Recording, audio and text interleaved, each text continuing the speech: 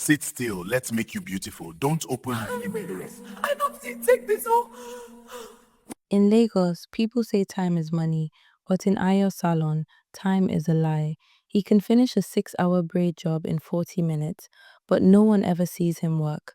They say his hands are blessed, but the truth is far more terrifying. Once that mahogany door locks behind you, you are not just getting your hair done, you're sitting at a table with the dead. On the Victoria Island, where the elite park their G-wagons and the air smells of expensive oud and exhaust fumes, stands the Velvet Throne. It is the most exclusive hair salon in Nigeria. The owner, Ayo, is a masterpiece of a man. A tall, broad-shouldered Yoruba bachelor with a voice like velvet and a smile that makes the most powerful women in the city blush. He is charming, wealthy, and mysteriously single. But women don't flock to him for his looks. They come for the Ayo Miracle. In a city where Lagos traffic and 8-hour hair appointments are the twin thieves of joy, Ayo offered the impossible. Micro braids, 45 minutes. Knotless waist length, 30 minutes. Intricate tribal cornrows, done before you can finish a chilled glass of Chapman. But there was a catch, one that people ignored because the results were too perfect to question. The rule of the private suite. Ayo never worked in the open. While his junior stylists handled the washing and drying in the main gold-trimmed hall, the actual braiding happened in the suite. The rules were non-negotiable. One customer at a time. The door remains locked. No mirrors. When women asked why the room was lined with dark, heavy tapestries instead of mirrors, Ayo would lean in, his breath warm against their ear, and whisper, "Beauty is a transformation. If you watch the process, you ruin the magic. Trust my hands, only my hands." And they did trust him, until the day Bisi walked in, the coldness in the air. Bisi was not like the other Lagos socialites. She was a skeptic, a woman who built a career sniffing out scams in the oil industry. She didn't believe in miracles, she believed in physics. And physics said it was impossible for one man to braid 300 individual strands of hair in less than an hour. "Sit, beautiful," Ayo said, leading her into the suite. The moment the mahogany door clicked shut, the temperature dropped. Lagos was 34 degrees Celsius outside, but inside this room, Bisi could almost see her breath. "Why is it so cold, Ayo?" she asked, a prickle of unease crawling up her spine. "The hair oils I use are ancient, organic," Ayo replied smoothly, moving behind her. "They require a certain climate to set perfectly." He placed a silk blindfold over her eyes. "Relax, Bisi. Let the world fade away." Bisi sat in the darkness. She expected to feel Ayo's 2 hands, but as soon as he began to hum a low, rhythmic Yoruba chant, a sound that felt like it was vibrating in her very bones, the sensation on her head changed. It didn't feel like 2 hands. It felt like 6, then 10. She felt fingers, thin, ice cold, and impossibly fast, darting across her scalp. They were pulling, tucking, and weaving with a mechanical, frantic speed. The sound was the worst part, a wet, rhythmic click-clack snap that sounded like 1,000 spiders spinning a web in a hurry. "He's hiding people in here," Bisi thought, her heart hammering against her ribs.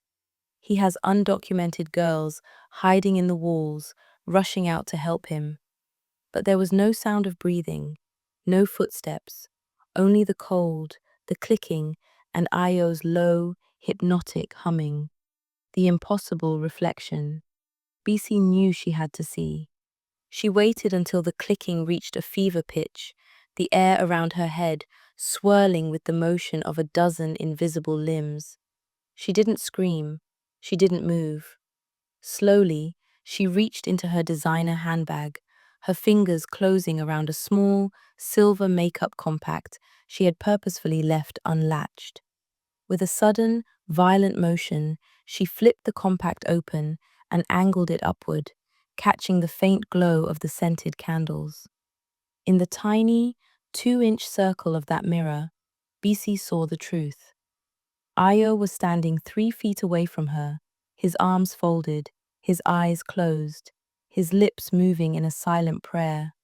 But around Bisi's head, 6 pairs of grey, translucent hands were floating in midair.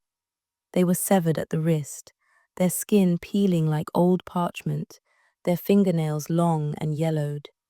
They were working with a terrifying, supernatural fury, weaving her hair into patterns that looked less like braids and more like occult symbols.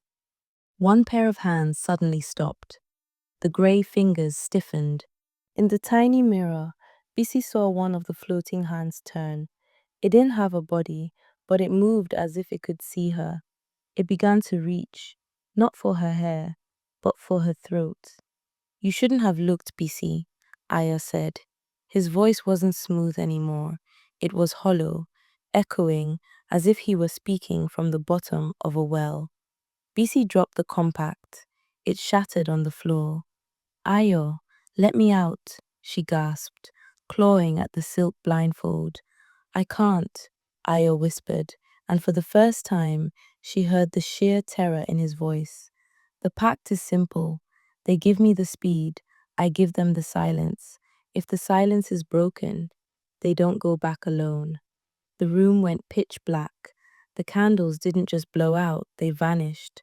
The clicking sounds stopped. In the silence, Bisi felt a dozen cold, dead palms press against her cheeks, her neck, and her shoulders.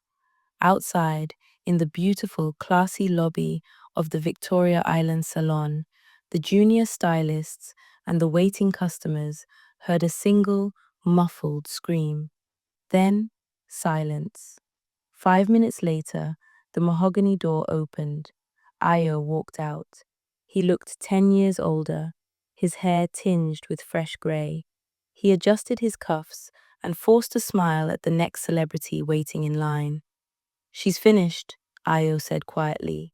She left through the back exit. She was in a hurry. The next customer, a young bride-to-be, stood up excitedly. My turn. Ayo, I heard you're the fastest in Africa. Ayo looked at the mahogany door. He could still hear the faint scratching of fingernails against the wood from the inside. Yes, he whispered, his hand trembling as he reached for the key. Let's get started. Bisi's car is still parked outside. Her phone is still ringing on the salon table. And when the next customer sits in that chair, she notices something horrifying. One of the new braids in her hair isn't made of synthetic fiber. It's a lock of Bisi's hair, still attached to a piece of scalp. What is Ayo really building with the hair of his victims? And who is the master he is serving under the floorboards of Victoria Island? Don't forget to like and subscribe to part 2. The reveal is shocking.